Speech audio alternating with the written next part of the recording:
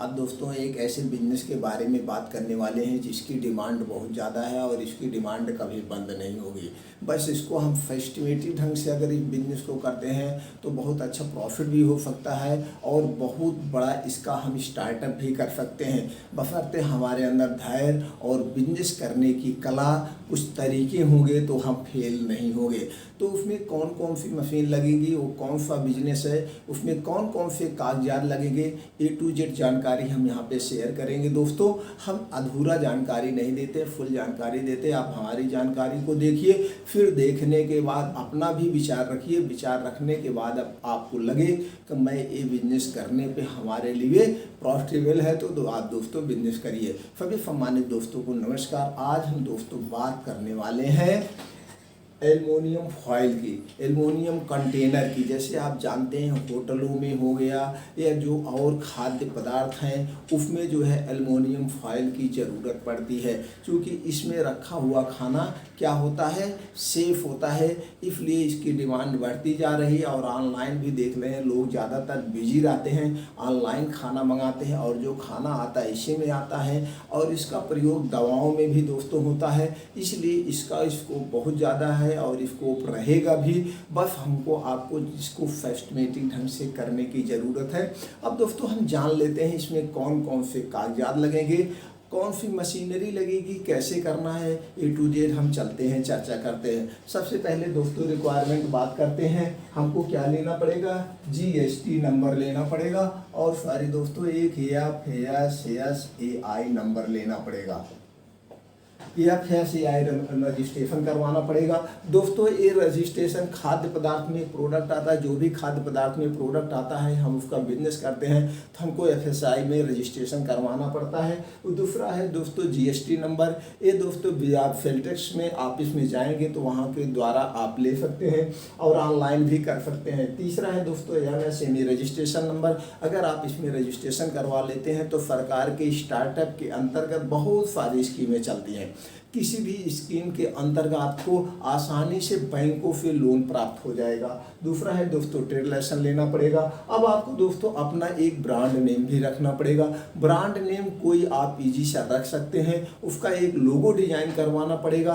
Brand name और लोगों का आपका ट्रेडमार्क रजिस्ट्रेशन करवाना पड़ेगा, इसलिए कोई और इसका कॉपीराइट ना कर पाए।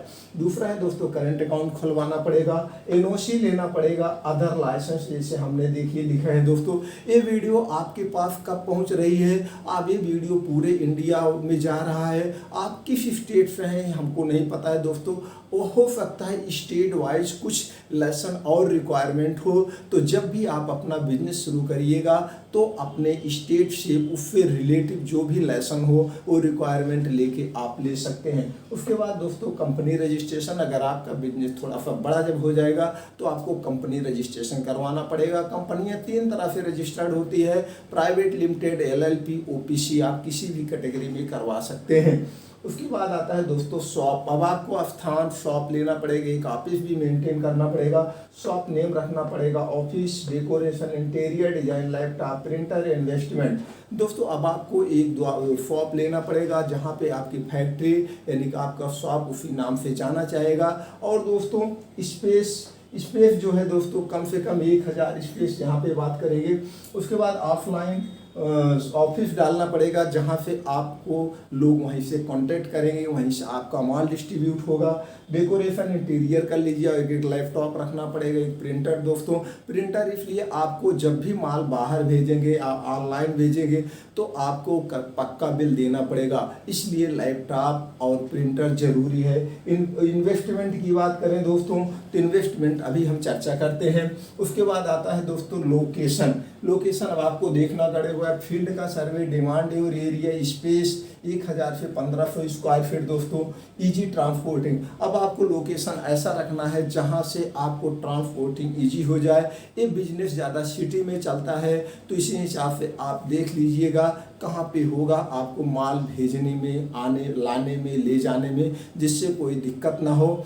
अब उसके बाद बात आती है दोस्तों प्रोडक्ट की। प्रोडक्ट मार्केट का सर्वे, डिमांड और मार्केट। अब आप देख लीजिएगा आप जो उत्पादन करने जा रहे हैं इसका स्कोप बहुत बड़ा है।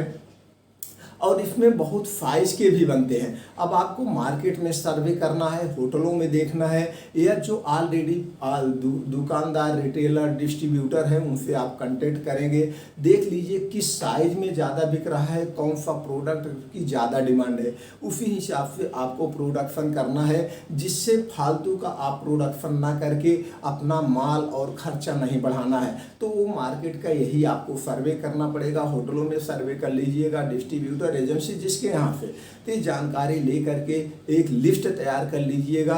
कोई भी बिजनेस करने के लिए दोस्तों पेपर वर्क बहुत ज़रूरी है, ये आप सारी लिस्ट बना लीजिएगा, इसकी हमारे यहाँ डिमांड है, हम इसका उत्पादन करेंगे। उसके बाद आता है दोस्तों मशीन। मशीन में आपको automatic machine, semi automatic, fully automatic, hydraulic machine and power press, इतनी मशीनों की ज़रूरत पड़ती है दोस्तों। और जब भी आप मशीनरी को परचेज करेंगे तो आप गूगल पे सर्च करेंगे, सारे डिस्ट्रीब्यूटर, मैन्युफैक्चरर का कॉन्टैक्ट नंबर और एड्रेस आ जाएगा। अब आप वहां जा कर के विजिट करेंगे, विजिट करने के बाद उनके टर्म कंडीशन को समझना है, टर्म कंडीशन के बाद क्या क्या वो प्रोवाइड करेंगे, ट्रेनिंग देंगे, कैसे देंगे, और उसकी क्या वारंटी गारंटी है, यानी कि A to Z जानकारी आपको लेने के बाद ही मशीनरी को परचेज करना है। ये भी देखना है कि कौन कौन 3-4 डिस्ट्रीब्यूटर के यहाँ, 3-4 मशीनरी के यहाँ आपको विजिट करके ही लेना है, एक के यहाँ आप देखकर फाइनल नहीं करना है। तो ऐसा करने से आपको ज़्यादा प्रॉफिट होगा। हो सकता है कोई 1 साल 2 साल की वारंटी दे या ट्रेनिंग फ्री दे, कोई और दे, इसलिए ये सब सारी जानकारी आपको ले लेना है। हाँ दोस्तों, जहाँ से आप मशीन परचेज करेंगे वहीं से आपको ट्रेनिंग प्रोवाइड हो जाती है, उसमें बहुत ज़्यादा सीखने की ज़रूरत नहीं पड़ेगी। अब आपको 1-2 लेबर रखने पड़ेंगे, 1-आध कारीगर रखना पड़ेगा, आप खुद कितना कितना काम करेंगे, ये सब चीज़ देखने के बाद ही दोस्तों करना है। अब उसके बाद आता है रॉ मटेरियल। रॉ मटेरियल में एल्युमिनियम फॉयल रोल चाहिए और पैकेजिंग मटेरियल चाहिए, ये सब रोल है। या और इसमें जो छोटे छोटे रॉ मटेरियल होते हैं दोस्तों, जब आप मशीनरी खरीदेंगे, इसका बिजनेस करना शुरू करेंगे, हो सकता है कि वीडियो आपको 6 महीना बाद पहुँचे, ये वीडियो आपको 1 साल बाद पहुँचे, हो सकता है उस समय कोई और ऐसी मशीन आ जाए कि शॉर्टकट में सब कुछ कर सके। तो उस समय की कंडीशन को बस यहाँ पे ये समझ लीजिए कि हमको ये बिजनेस करना है, ये बिजनेस के नॉलेज में कागजात लगेंगे। मशीनरी तो जब आपके करना होगा उस समय टर्म कंडीशन आप जा करके सर्च करके देख करके मशीनरी और रॉ मटेरियल ले सकते हैं दोस्तों, ये बहुत मायने नहीं रखता है। उसके बाद दोस्तों आपका आता है एडवर्टाइजमेंट, प्रचार करने का भी। आप थोड़ा सा प्रचार कर देंगे तो आपका जल्दी से बिजनेस डेवलपमेंट हो जाएगा। उसमें आप कैलेंडर अपने दुकान का छपवा जा सकते हैं, अपने ब्रांड का छपवा सकते हैं, पंपलेट, न्यूज़पेपर, सोशल मीडिया, जैसे भी आपका उचित लगे, जैसे भी आपको करना चाहें दोस्तों अपने यार दोस्तों के साथ, वैसे भी गूगल एडवर्टाइज कर सकते हैं। सोशल मीडिया पे यूट्यूब, फेसबुक, सब जगह आप अपना एडवर्टाइजमेंट कर सकते हैं। मार्केटिंग की बात करें दोस्तों, आपका तो ब्रांड है ही है, कोई सारे कागजात हैं, तो आप इसको 2 तरह से बेच सकते हैं, एक ऑफलाइन, दूसरा ऑनलाइन। इस समय ऑनलाइन का बहुत अच्छा क्रेज है दोस्तों, आप ऑनलाइन भी बिजनेस कर सकते हैं। ऑनलाइन कैसे बेचना है, इसके लिए यूट्यूब पे बहुत सारी वीडियो पड़ी हुई हैं, या आपको इतना नॉलेज होगा, आप ऑनलाइन रजिस्टर करके बेच सकते हैं। उसके बाद आता है दोस्तों सेल्फ टीम। अब आपको एक अच्छी से सेल्फ टीम तैयार करिए, डिस्ट्रीब्यूटरशिप बनाइए। पहले आप एक स्टेट को कवर करिए या आप एक डिस्ट्रिक्ट को कवर करिए जहाँ से आप माल उत्पादन कर रहे हैं, पहले वहाँ का जो है पूरा डिस्ट्रिक्ट कवर कर लीजिए, वहाँ से कुछ आपको प्रॉफिट होने लगे, आपको सेल्फ का नॉलेज भी हो जाएगा। फिर धीरे धीरे दूसरा आप डिस्ट्रिक्ट लीजिए, फिर तीसरा डिस्ट्रिक्ट लीजिए, इसी वाइज पूरे स्टेट को कवर कर लीजिए, जब तक आपका अच्छा से अनुभव हो जाएगा।